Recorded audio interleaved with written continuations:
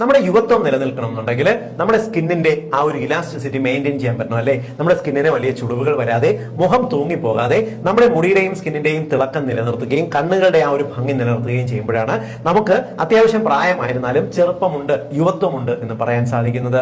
യുവത്വം പ്രധാനമായിട്ടും നിലനിർത്തുന്നതിന് നമ്മുടെ സ്കിന്നിന്റെ ആ ഒരു ടോൺ മെയിൻറ്റെയിൻ ചെയ്യുന്നതിന് വൈറ്റമിൻ ഇ പ്രധാനമായിട്ടും ആവശ്യമാണ്. വൈറ്റമിൻ ഇയുടെ ഫംഗ്ഷൻ നമ്മുടെ സ്കിന്നിന്റെ സൗന്ദര്യം നിലനിർത്തുക മാത്രമല്ല, നമ്മുടെ കരളിന്റെ ആരോഗ്യം മെച്ചപ്പെടുന്നതിന്, നമ്മുടെ രക്തക്കുഴലിന്റെ ആരോഗ്യം ബെറ്റർ ആക്കുന്നതിന്, ഫാറ്റി ലിവർ രോഗം ചെറുക്കുന്നതിനെല്ലാം വൈറ്റമിൻ ഇ ആവശ്യമാണ്.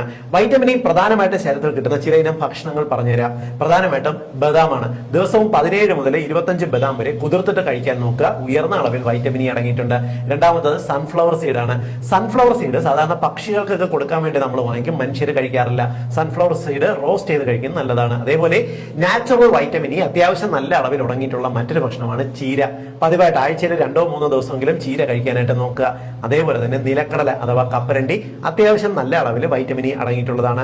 പപ്പായക്കകത്ത് ഒരേപോലെ വൈറ്റമിൻ സി ഉണ്ട്, വൈറ്റമിൻ എ ഉണ്ട്, വൈറ്റമിൻ ഇ അടങ്ങിയിട്ടുണ്ട്. ഇതും നമ്മുടെ സ്കിന്നിന് ആരോഗ്യകരമായിട്ട് വയ്ക്കുകയും അവക്കാഡോ നാച്ചുറൽ ആയിട്ട് ഏറ്റവും നല്ല ഗുഡ് കൊളസ്ട്രോൾ, ഗുഡ് ഫാറ്റ് അടങ്ങിയിട്ടുള്ള, ഗുഡ് വൈറ്റമിൻ ഇ അടങ്ങിയിട്ടുള്ള ഒരു പഴവർഗ്ഗവുമാണ് അവക്കാഡോ. ഇത് ആഴ്ചയിൽ 1-2 എങ്കിലും കഴിക്കാനായിട്ട് ശ്രമിക്കുക. ഈ ഒരു രീതിക്ക് ശ്രദ്ധിക്കുന്നുണ്ടെങ്കിൽ നമുക്ക് യുവത്വം നിലനിർത്താനായിട്ട് സാധിക്കും.